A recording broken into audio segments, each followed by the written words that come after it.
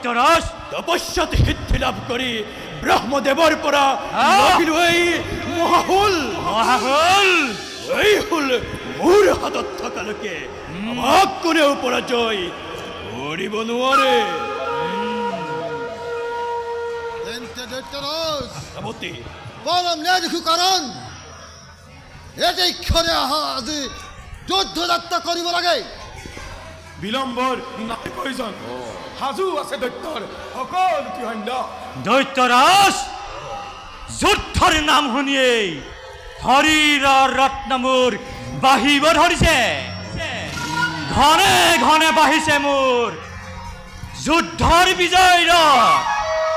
সেয়েহে দৈত্যৰাজ সকলোটি সাজু হওক যুদ্ধৰ ৰণৰ প্ৰাংগণে।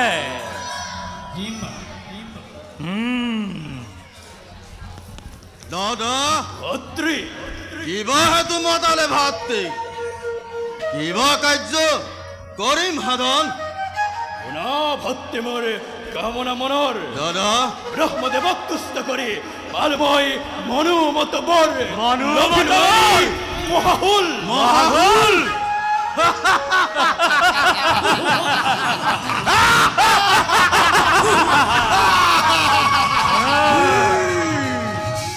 কালিলৈ প্ৰাতকতে কৰিম আমি ৰণৰ আয়োজন। এই হেতু মতাল এইভাবে নকৰিব চিন্তা দাদা। আপোনাৰ আপোনাৰ আদেশ পালে প্ৰাণৰ মমতা এৰি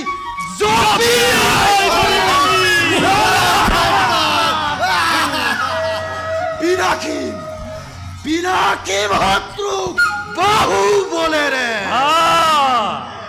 আজু যুৱৰাজ যুদ্ধৰ নিমিত্তে শত্ৰুক নিপাত কৰি গুৰুৱাম দৈত্যৰ বিজয়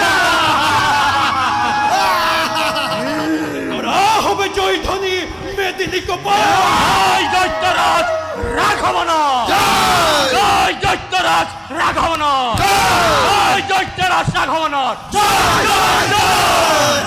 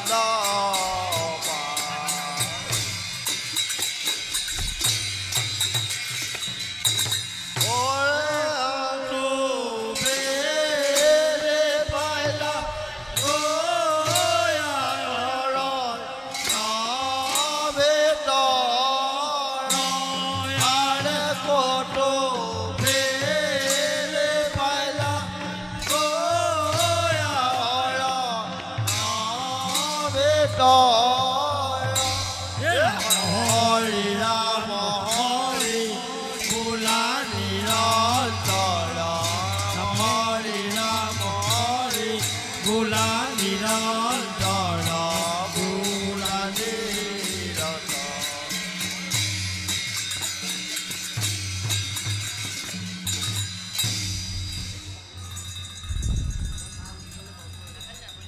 মৃগয়াৰ হেতু আহি আহি পালোহি অৰণ্যৰ ভিতৰত অতি মনোমোহা এই পৱন মৃগয়াত ঘূৰি ঘূৰি মোৰ লাগিছে ভাগৰ যাওঁ সৌ বৃক্ষৰ তলতে খন্তেক জিৰণি লওঁগৈ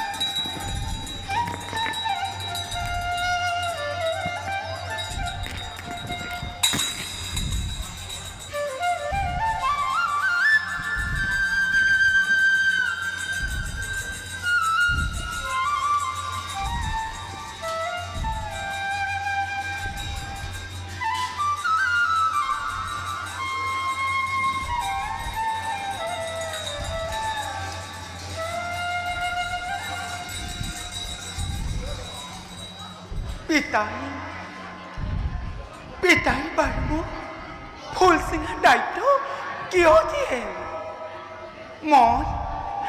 মই এই কাম কৰি অলপো ভাল নাপাওঁ এই কাম মই বাৰু চিৰদিন কৰিব লাগিব নেকি যেনেদৰে মাতৃৰ বুকুৰ পৰা পুত্ৰ কাঢ়ি নিলে মাতৃৰ অন্তৰত আঘাত পায় তেনেদৰে গছৰ পৰা ফুল ছিঙিলেও সেই গছজোপাই আঘাত পায়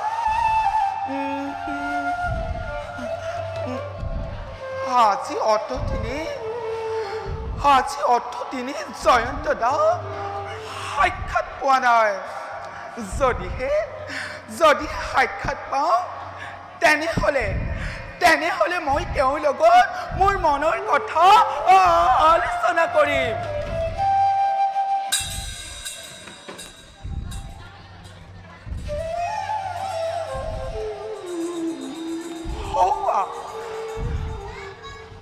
মন্ত্ৰী পুত্ৰ জয়ন্ত দা ভাগৰত টোপনি লাল কাল দাদা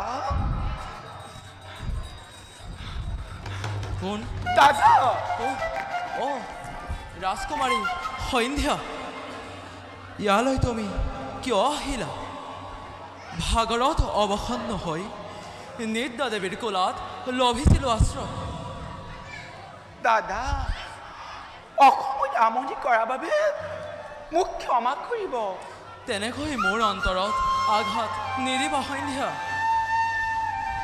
তেনেহ'লে মই আপোনাক উপকাৰ কৰিলোঁ নিশ্চয় তেনেহ'লে এই উপকাৰ বাবে মই পুৰস্কৃত হ'ব লাগে কিন্তু পুৰস্কাৰ দিব পৰাকৈ বৰ্তমান মোৰ হাতত একোৱেই নাই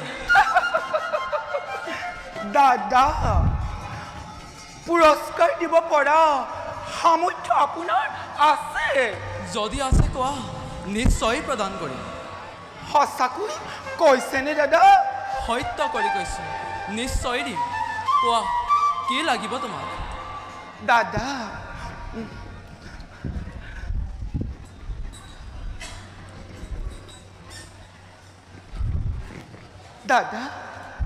এই পবিত্ৰ মালাটি আপুনি আজি সৈতে গ্ৰহণ কৰক ইয়াৰ পৰিণাম হয়তো ভয়ংকৰ হৈ উঠিব তথাপিতো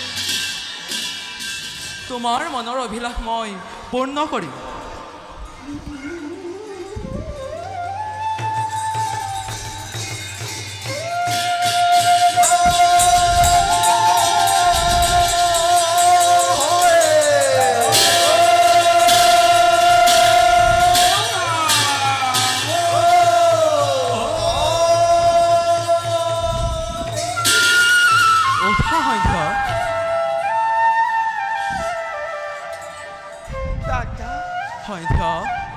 আজ পৰ্যন্ত মন প্ৰাণ আপোনাকে অৰ্পণ কৰিলোঁ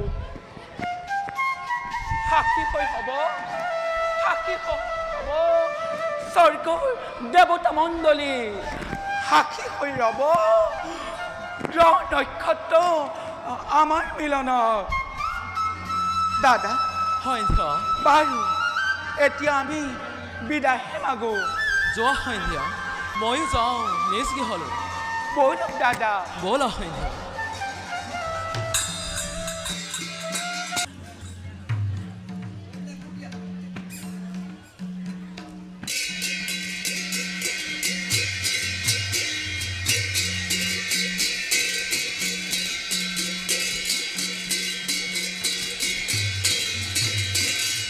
বীৰগণ দণ্ডুস্পতি ৰাঘৱন দৈত্যই বিচাৰিছে ৰণ আমাৰ ঘতে গতিকে সকলোটি যুদ্ধৰ বাবে প্ৰস্তুত হোৱা ইমান সাহসে ৰাঘৱন দৈত্যৰ সেনাপতি বাৰে বাৰে পৰাজয় কৰি সি পুনৰ কৰিছে যুদ্ধৰ আহ্বান মহাৰাজ নিশ্চিন্ত থাকক আপুনি সাজু আছে আমাৰ বিপুল বাহিনী কালে তাৰ ধৰিছে কেখত অচিৰতে লুপ্ত হ'ব সেই দৈত্যৰ নামেই ধৰণীৰ পৰা মহাৰাজ নোৱাৰে ৰুধিব দৈত্যই আমাৰ হাততি সাজু আছো সকলোটি প্ৰত্যেক মুহূৰ্ততে লাগে মাত্ৰ আপোনাৰ আদেশে দেখা যাব সময়তে এইবাৰ কত শক্তি বাহুত ধৰিছে সেই ৰাঘৱন দৈত্যই সকলোৰে বাণীত সন্তোষ লভিলোঁ কালিলৈ প্ৰভাততে ৰণৰ সাজে উপস্থিত হ'ম আমি যুদ্ধৰ ভূমিত আজিলৈ সভা ইমানতে ভংগ কৰা হওক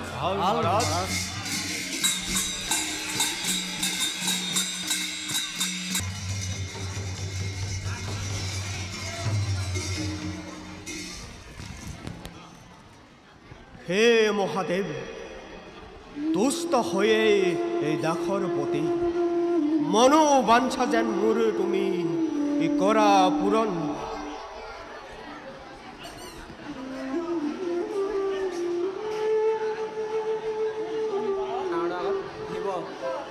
নিজ গৃহ নহয় পুনঃ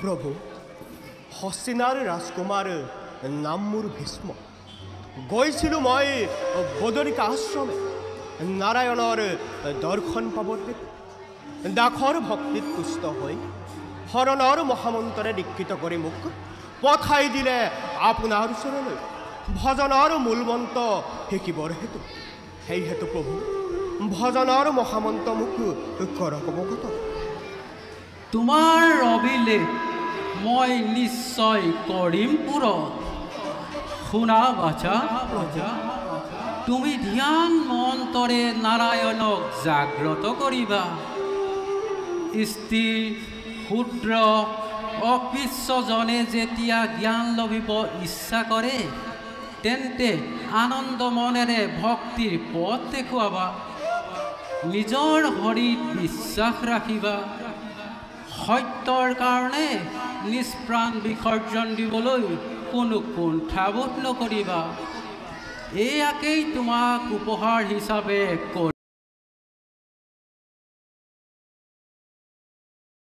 আখৰে কৰিম পালন এতিয়া প্ৰভু ভজনৰ কিছু কথা মোক কৰক অৱগত শুনা তেন্তে প্ৰভু ভজনৰ মূল মন্ত্ৰ চাৰিধাম হৈছে জগন্নাথ দ্বাৰিকানাথ ৰামনাথ আৰু বদৰিকানাথ এই চাৰিধামে ধৰণী পবিত্ৰ কৰে প্ৰভু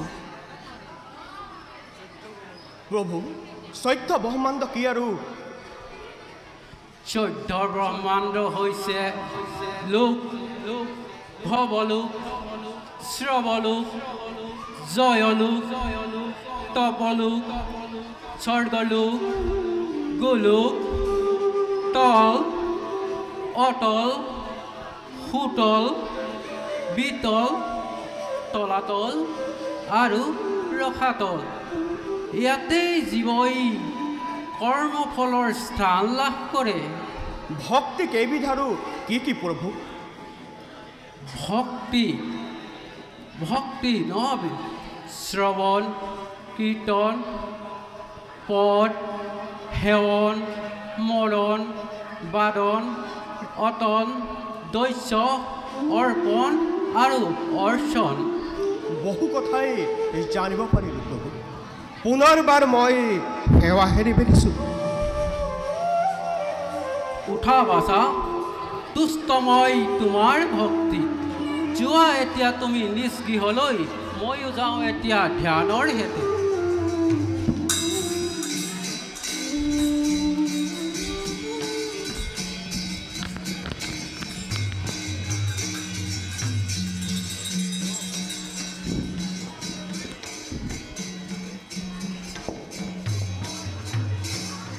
কৰুণা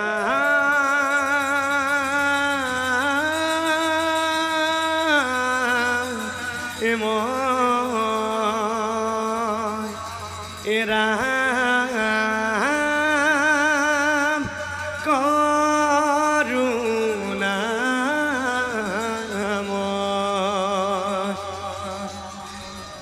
তোমাৰ গীত শুনি বৰ ভাল পাওঁ আৰু এটি গীত গাবানে তুমি মোৰ এতিয়া আৰু গীত গাবলৈ মন নাই মই আজি তোমাৰ ৰাজ্যৰ দিশে যাম হে দেৱ তোমাৰ সত্য পৰিচয় পাব পাৰোঁনে ব্ৰহ্মাৰ মানস পুত্ৰ মই দেৱঋষি নাৰদ প্ৰণাম দেৱঋষি বাছা উঠা আশীৰ্বাদ কৰিছোঁ চন্দ্ৰ দিবাকৰ থাকে মানে জিলিকি থাকিব তোমাৰ নামে সমগ্ৰ ধৰণী এটা বলা যাও আমি তোমাৰ ৰাজ্যেৰ দিকে বলক দেবঋষি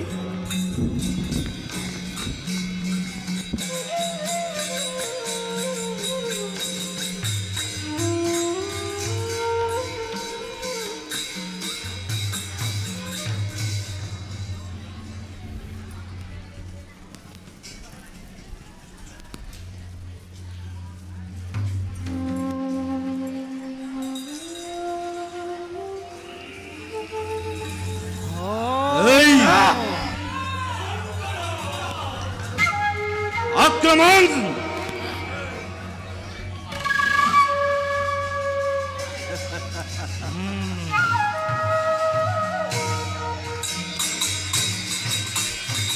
কোনেও যাতে পলাই হাৰিব নোৱাৰে।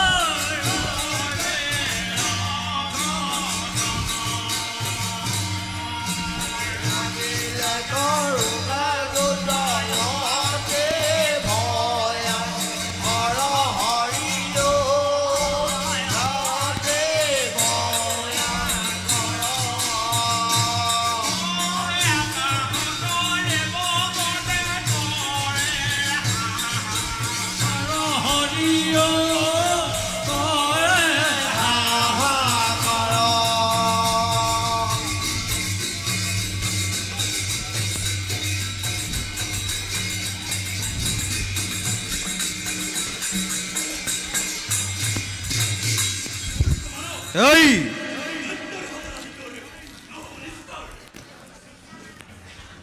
নিশ্চয়ই করিস তই অহংকার আজি তুই করিম সুরনাকিত বেশ তেন্তে এই হওক। এই হক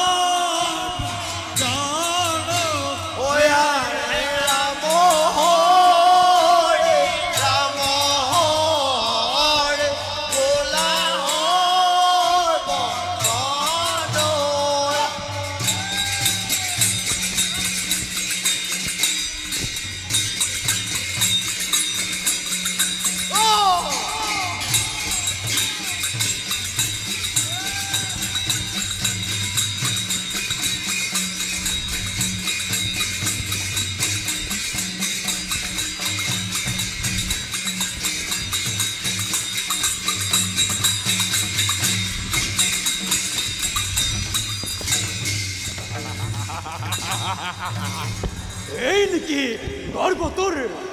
এই শক্তি রয়ে করছিলি তই মিছা অহংকাৰ। অন্যগণ লুটপাত আৰম্ভ কৰা এই ৰাজ্যত।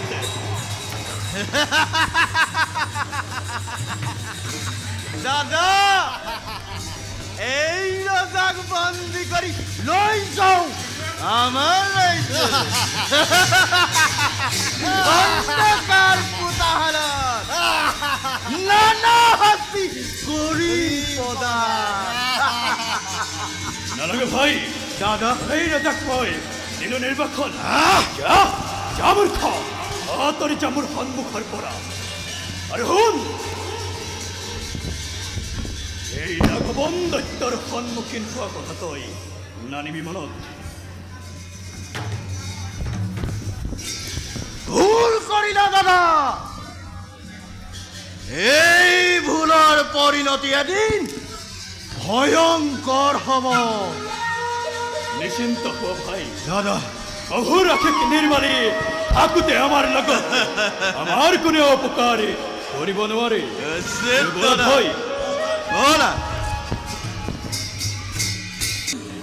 সৰ্বস্ব কৰি মান মৰ্যাদা ঐশ্বৰ্য বিভূতি এই সকলোবোৰ মোৰ পৰা বহুত আঁতৰলৈ গুচি গ'ল।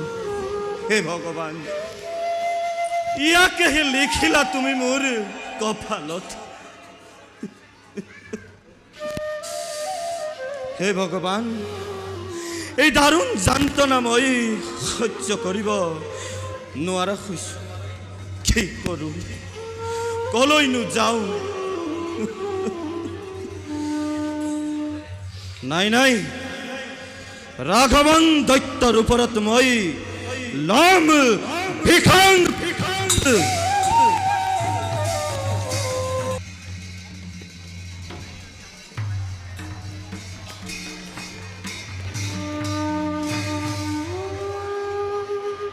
ৰাণী আৰু মন্ত্ৰীবৰ, আজি কিছুদিনৰ পৰা বিগয়া কৰাৰ বৰ ইচ্ছা হৈছে।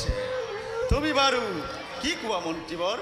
আপোনাৰ ইচ্ছা হৈছে যদি যাওক মহাৰাজ, নকৰোঁ বাৰণ। মৃগয়াই মনতে আনন্দ প্ৰদান কৰে। গতিকে মহাৰাজ, শুভ দিন চাই মৃগয়া যাত্ৰা আৰম্ভ কৰক। উচিত কথা কৰিলা প্ৰকাশ। আমোদ প্ৰমোদৰ মাজেদি এই জীৱন পাৰ কৰিব লাগিব। তুমি বাৰু কেনে দেখা ৰাণী? আপোনাৰ কথাত ময়ো সন্মত জনাইছোঁ, কিন্তু মহাৰাজ, বাছা ভীষ্মই তীৰ্থ কৰাৰ ইচ্ছা প্ৰকাশ কৰিছে। যদি ভীষ্মই তীৰ্থযাত্ৰা কৰে, আপুনি কেনেকৈ মৃগয়ালৈ যাব? ইমান কম বয়সতে বাছায়ে তীৰ্থযাত্ৰাৰ ইচ্ছা প্ৰকাশ কৰিছে। আজীৱন সি শৰীৰ চিন্তাতেই দিনকাল কটাব নেকি?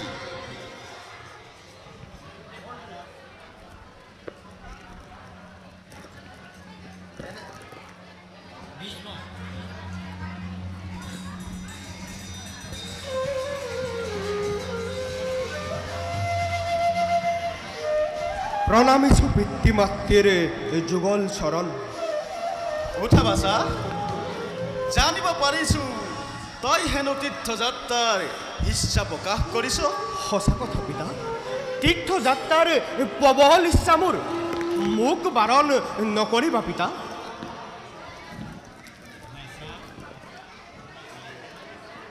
বাছা, এফালে পিতৃয়ে মৃগয়ালৈ যাব বিচাৰিছে আৰু আনফালে তই তীৰ্থযাত্ৰা কৰিব বিচাৰিছ।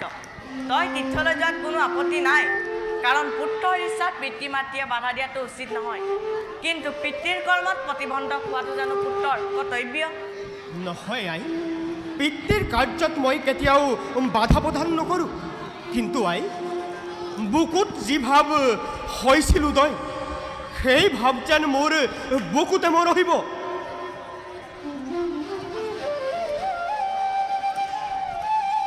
বাছা পিতা, তোৰ আঘাত মই নকৰোঁ বাৰণ। যা বাছা, তীৰ্থযাত্ৰাৰ বাবে তোক মই অনুমতি কৰিলোঁ প্ৰদান। সেইবাৰলৈ মই মৃগয়া যাত্ৰা স্থগিত ৰাখি শুভ দিন চাই তই যাত্ৰা কৰ। শুভ দিনৰ বাবে নাই আৱশ্যক, আজিয়েই মই তীৰ্থযাত্ৰা কৰোঁ আৰম্ভ। বেছ তেন্তে সেয়ে হওক। ব'লা ৰাণী, ব'লা মন্ত্ৰীবৰ, পুত্ৰক কিছু দূৰ আগুৱাই দিওঁ।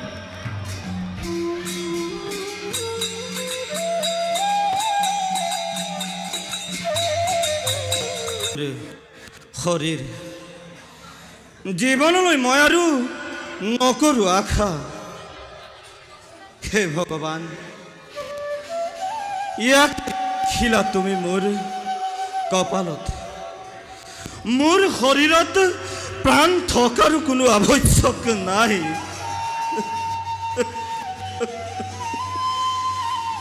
হৌ নদীত জাপ দি প্ৰাণ দিওঁ বিসৰ্জন। ক্ষান্ত হোৱা। কিয় তুমি আত্মহত্যা কৰিবলৈ লৈছা? নাজানানে তুমি আত্মহত্যা মহাপাপ বুলি?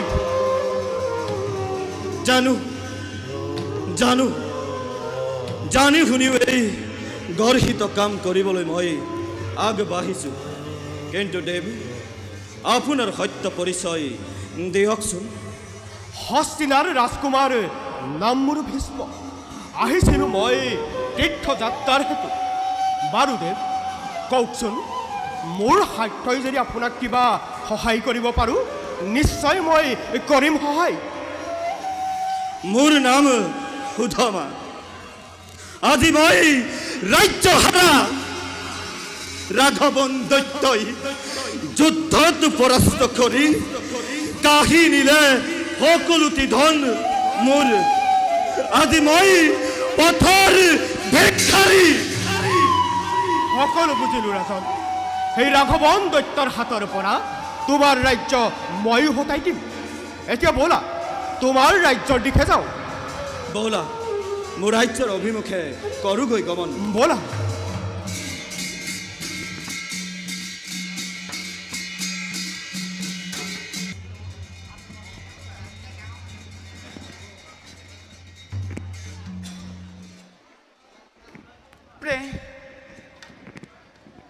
প্ৰেমে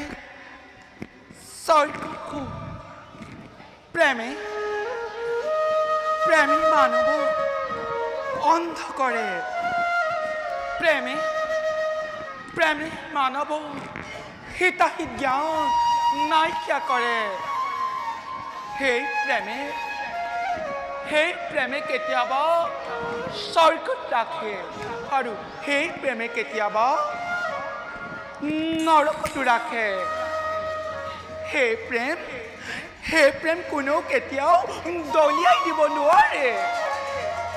সেই প্ৰেমত ব্যাকুল হৈ এই ফুলনিৰ মাজত অপেক্ষা কৰিছোঁ জয়ন্ত দালৈ। কিয় দেখিলোঁ আজি তোমাৰ মলিন বদন? কিহৰ বাবে ইমান চিন্তা কৰিছা? দাদা, মোৰ চিন্তা কাৰণ কোনেও নুবুজে। মোৰ চিন্তা একমাত্ৰ পিতাৰ বাবে। চিন্তা নকৰিবা সন্ধ্যা। তোমাৰ পিতাই এজন মহাপৰাক্ৰমী বীৰ লৈ ৰাজ্যলৈ উভতি আহিছে। এয়াতো ভাল সংবাদ দাদা। হে ভগৱান, তোমাৰ অপাৰ কৰোণা। বাৰু দাদা, এতিয়া যাওঁ আমি পিতৃ কাষলৈ। ব'লা সন্ধ্যা। ব'লক দাদা।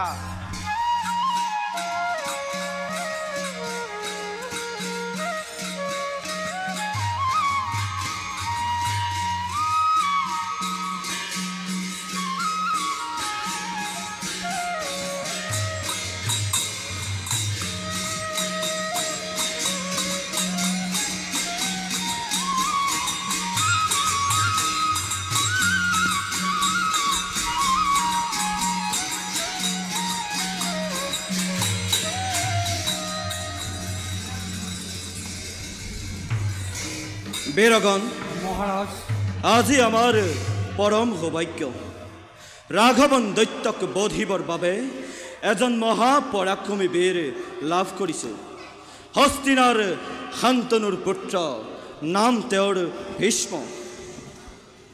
এখেতৰ সহায়তে আমি চিৰ শত্ৰুক নিপাত কৰিব পাৰিম মহাৰাজ সেনাপতি ভাগ্য বলে পালো এনে এজন বীৰক এতিয়া যুদ্ধৰ সাজে সাজু হ'ব লাগে সেনাপতি সৈন্যৰ বাবে কোনো চিন্তা নকৰি সমৰত সৈন্যগণে নিজকে বীৰ বুলি দিব পৰিছে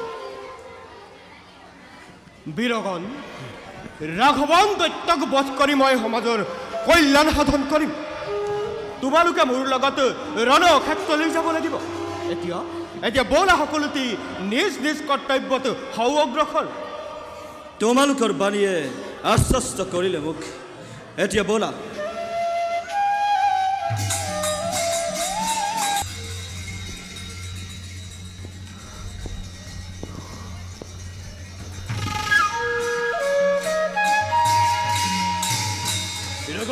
দৈত্যৰাজ উদ্ধৱ ৰজাই পুনৰবাৰ বিচাৰিছে ৰণ আমাৰ হবে আক্ৰমণ কৰিব হেনো আমাৰ ৰাজ্যত বাৰে বাৰে ৰণত পৰাজিত হৈ পুনৰবাৰ কৰিব খোজে সি ৰণৰ হেঁপাহ চাব লাগিব তাৰ পৰিণাম ভোগ কৰিব সি অতিকে ভীষণ ঘোষণা প্ৰচাৰ কৰা মোৰ সৈন্য চাউনিত কালিলৈ ৰণ হ'ব দৈত্য মানৱৰ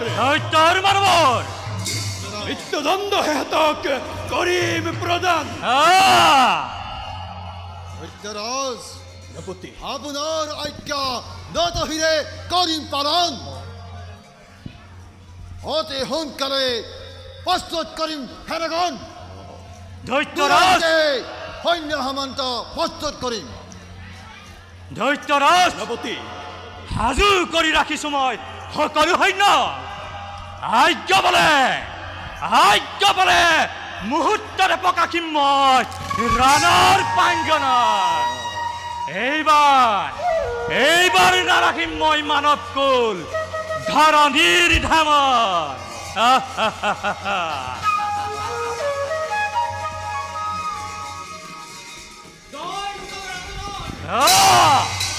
কৃষ্ণৰ জয় মহাবীৰগণৰ অত্যাহী পালেহি ওচৰ বাধা দিয়া তেহেতক সবল শক্তিৰে কত হেই ৰাঘৱন দৈত্য কত আছ তই নিৰাজ পামৰ বলে তোৰ ধৰিছে কেশত পাৰজ্যোতি আত্মৰক্ষা কৰ বেছ তেন্তে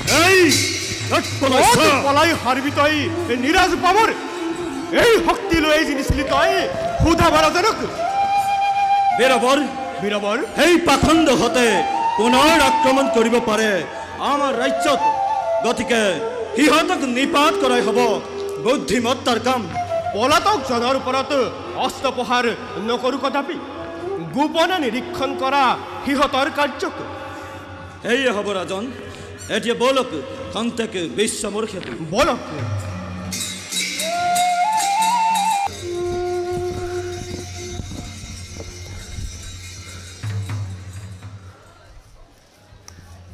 বীৰগণ যদিও বা পৰাজয় হৈছে আমাৰ তথাপিতো বলহীন হোৱা নাই আমি নতুন উদ্যমেৰে পুনৰবাৰ কৰিম ৰণৰ আয়োজন দেখা যাওক কত শক্তি ধৰে এই মানৱে সৈন্যগণ হাতু হুৱা এইবাৰ বিজয় হুংকাৰে পৰাজয় গ্লানিলৈ নাথাকো দিয়া সন্মুখ সমৰত মৃত্যু কিবা জয় কৰে মালিংগ ই মোৰ বিকাশ প্ৰতিজ্ঞা দেৱে বলা দাদা যুদ্ধত প্ৰশিক্ষণ লওঁগৈ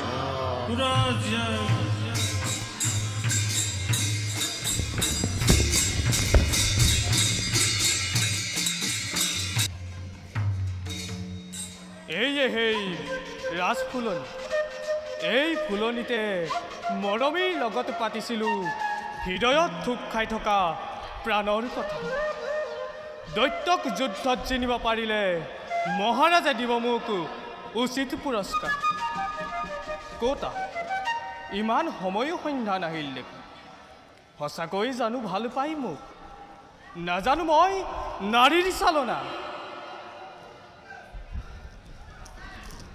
অহৌৱা সন্ধ্যা এইফালে আহিব লাগিছে এই ফুলনিতে লুকাই মই সন্ধ্যাৰ লগত কৰোঁ ধেমালি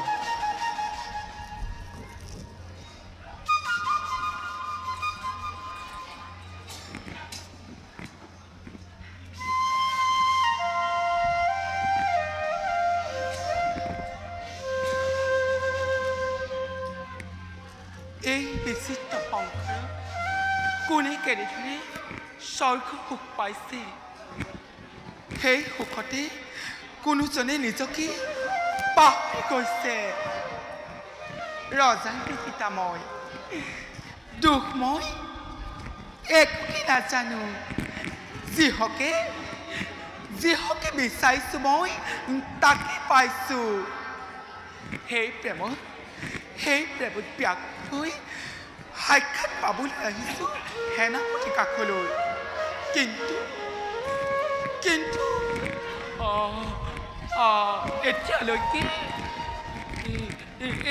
এতিয়ালৈকে জয়ন দাদ সেনাপতি মোৰ কাষলৈ অহা নাই ইয়াৰ কাৰণ মই বুজিব পৰা নাই মোক কেনেবাকৈ পাহৰি গ'ল নেকি সন্ধ্যা সেনাপতি আহিবৰ হ'ল কিছুপৰ কৰোঁ বুলি খন্তেক ধেমালি লুকাই আছিলোঁ হৌ ফুলনিৰ মাজত তোমাক পাবলৈ মৰুভূমিৰ বালিৰ মাজেদি যাবলৈও সংকোচ কৰোঁ সন্ধ্যা তোমাৰ অবিহনে মোৰ জীৱন অন্ধকাৰ তোমাৰ ভুৱন মোহিনী ৰূপে মোক বিহ্বল কৰি তুলিছে সন্ধ্যা সেনাপতি ডাঙৰীয়া সেনাপতি ডাঙৰীয়া এনে বাক্য কৈ মোৰ অন্তৰত কিয় আঘাত দিছা আপুনি মোক বিশ্বাস নকৰে নেকি আপোনাৰ অবিহনে এই জীৱন ব্যৰ্থ এনে জীৱন থকাতকৈ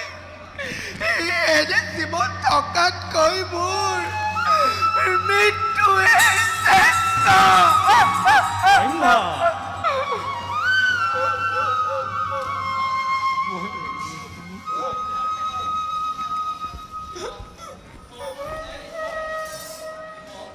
তই স্থিৰ হ নহয় অলপ লুকাই থাকি নিৰীক্ষণ কৰোঁ দুইকে।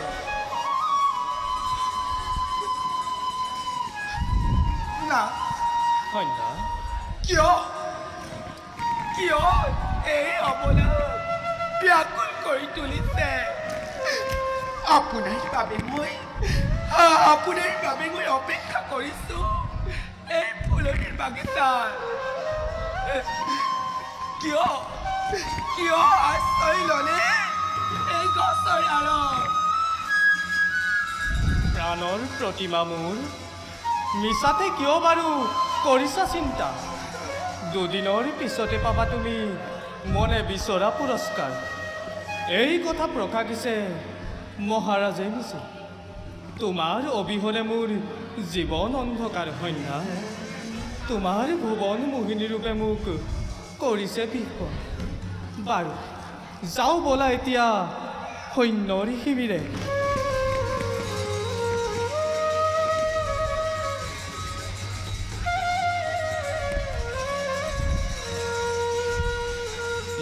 হে পাপিনী বিশ্বাসঘাতকনি ৰাক্ষসী, দেখা পালো চকুৰ আগত দুয়োৰে প্ৰেমালাপ। নাৰীৰ প্ৰেমত বিষ থকা বুলি যদি আগেই জানিলোহেঁতেন, কেতিয়াও এই বিশ্বাসঘাতকনি প্ৰেমত নপৰিলোহেঁতেন।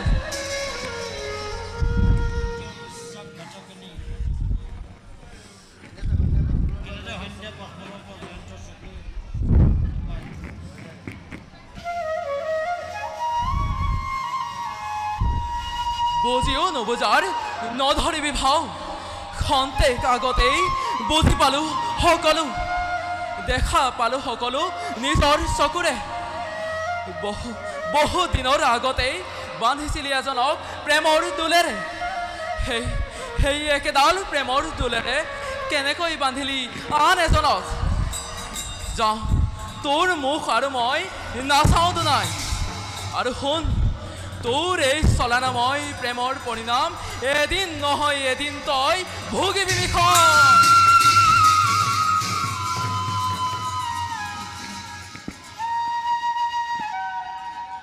সেনাপতি লগত কথা পতা দেখিলে নেকি দাদাই? নহ'লেনো কেনেকৈ জানিলে মই সেনাপতিৰ লগত কথা পতা? বুজিলো মই ভালদৰে। এজনক প্ৰেমত আবদ্ধ কৰি আন এজনক প্ৰেমৰ প্ৰস্তাৱ দিয়া, এয়াই মোৰ এই ভগৱান, ক্ষমা কৰিবা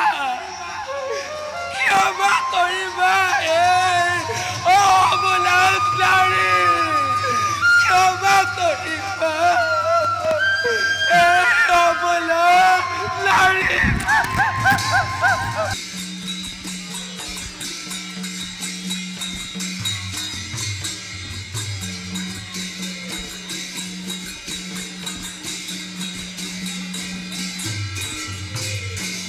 বীৰগণ, পাইছোহি আহি শত্ৰুৰ ওচৰত। ভালদৰে কৰিবা সময়, থাকে যাতে অক্ষুণ্ণ হৈ দৈত্যৰ বীৰত্ব।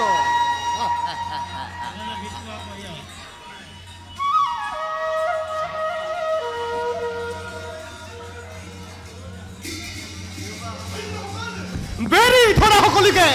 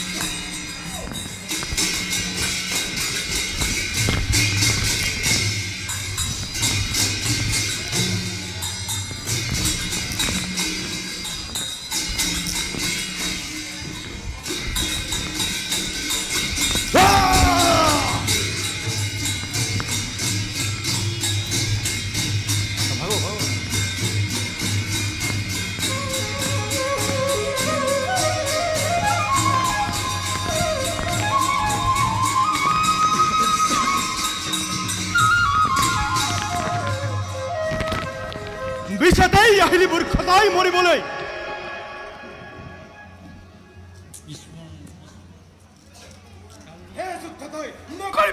বেশ তেন্তে ধৰ অস্ততাই নকৰি পলম।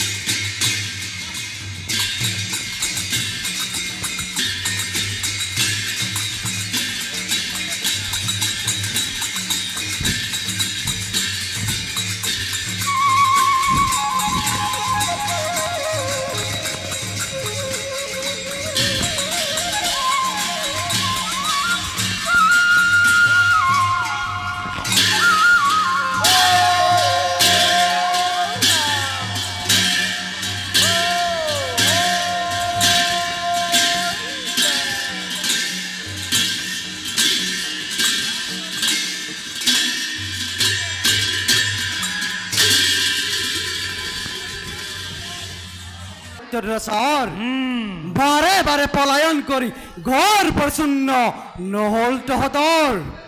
যুদ্ধৰ বাবে সাজু হ, প্ৰথম মাজুটোক জমাপুৰে। বেশ তেন্তে ধৰ অস্ত্ৰ নকৰি পলম।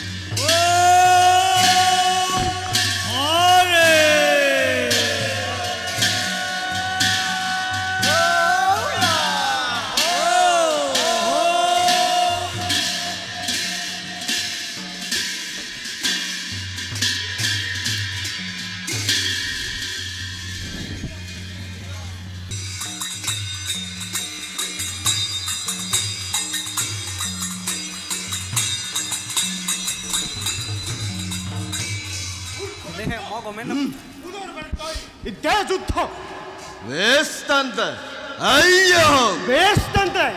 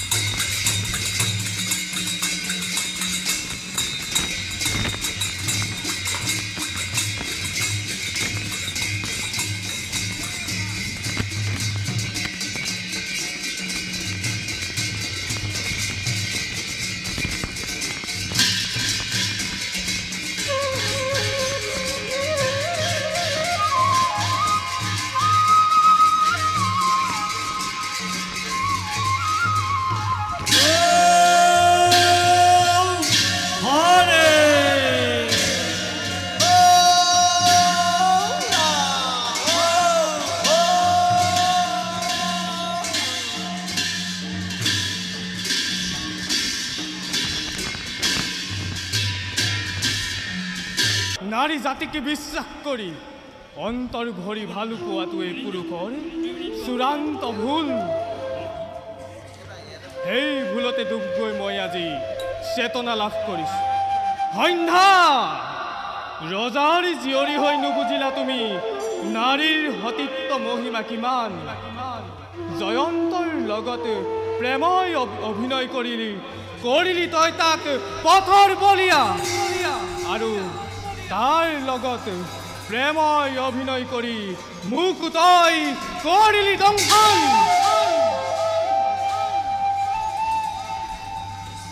না কি ভাবিছে অকলে অকলে কিবা হেতু চিন্তাৰ কাৰণ। অতদিনে আপোনাক মাতিছিলোঁ মোৰ কাষলৈ, আপুনি মোৰ অনুৰোধ ৰক্ষা নকৰিলে। মোৰ কিবা ভুল হ'লে কি? অপৰাধ আৰু তোৰ অপৰাধ, ভীষণ অপৰাধ কৰিলি তই। ভোগ নাথ বুলি তই নকৰিবি সম্বোধন। সেনাপতি নগৰীয়া এনে বাক্য কিয় কৈছে? যিদিনা মই আপোনাৰ প্ৰেমত আবদ্ধ হৈছিলোঁ, যিদিনা মই আপোনাৰ স্নেহৰ পৰশ পাইছিলোঁ, সেইদিনাই মই মন প্ৰাণ অৰ্পণ কৰিছিলোঁ আপোনাৰ কাষত। সন্ধ্যা মোৰো আছে হিতাহিত জ্ঞান। তোক মৃত্যু দি ক্ষান্ত কৰিব পাৰোঁ মই অন্তৰৰ জুই, কিন্তু নাৰী হত্যা কৰি ৰাঙালী নকৰোঁ মই এই তৰোৱাল। মোক পুনৰবাৰ নাথ বুলি নকৰিবি সম্বোধন। ক্ষমা কৰক ক্ষমা কৰক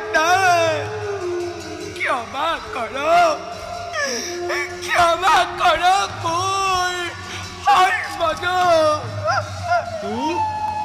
তোৰ ক্ষমা নাই সন্ধ্যা। পাপ মহাপাপ নকৰি বিচাৰ। শেষ কৰিম মই তোক শেষ কৰোৱালে।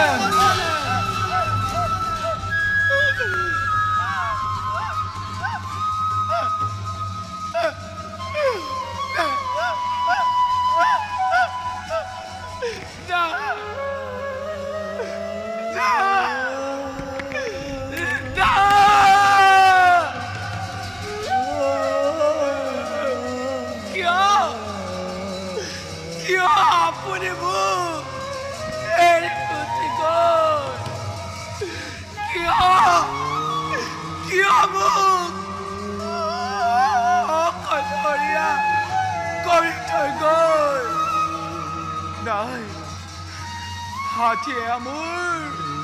আজি মোৰ দুৰ্ভাগ্য।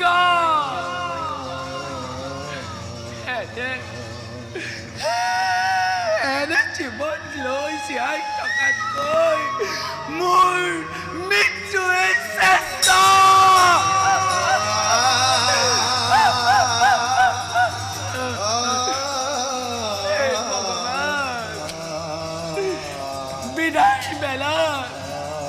বিদায় বেলাত এই অভাগীক ক্ষমা কৰিবা, ক্ষমা কৰিবা।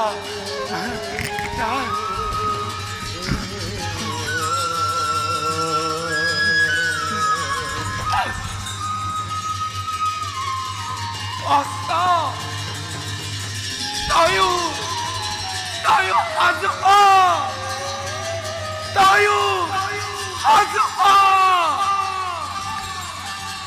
বিদায়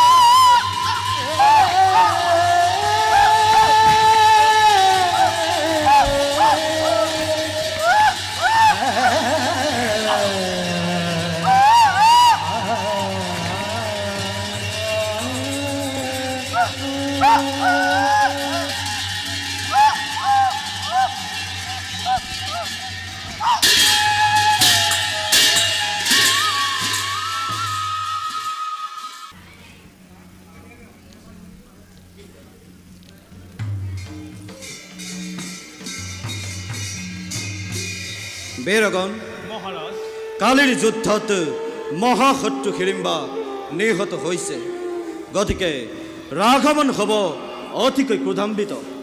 চাবা যাতে ভাতৃঘাতিক প্ৰতিশোধ ল'বলৈ নিদিবা সঁহাৰি। সেনাপতি হয় নাই মহাৰাজ, এইবাৰ যুদ্ধৰ মই নিজেই কৰিম অন্বেষণ। বিনাশ কৰিম দৈত্যকুল ধৰণীৰ পৰা। তেন্তে বলা এবে যুদ্ধৰ ক্ষেত্ৰলৈ।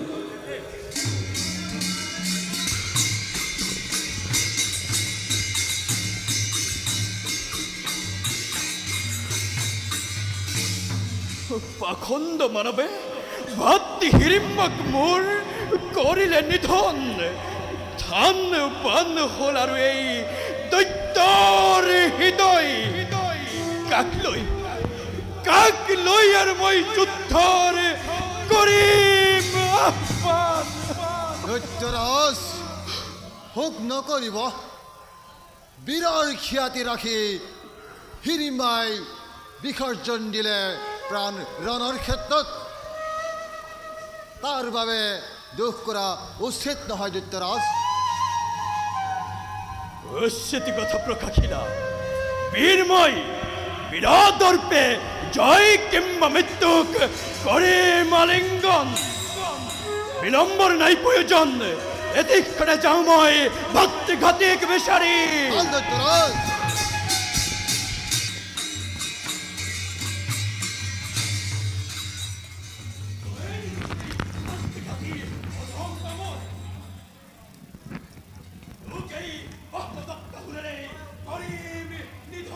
বেশ তেন্তে হে হওক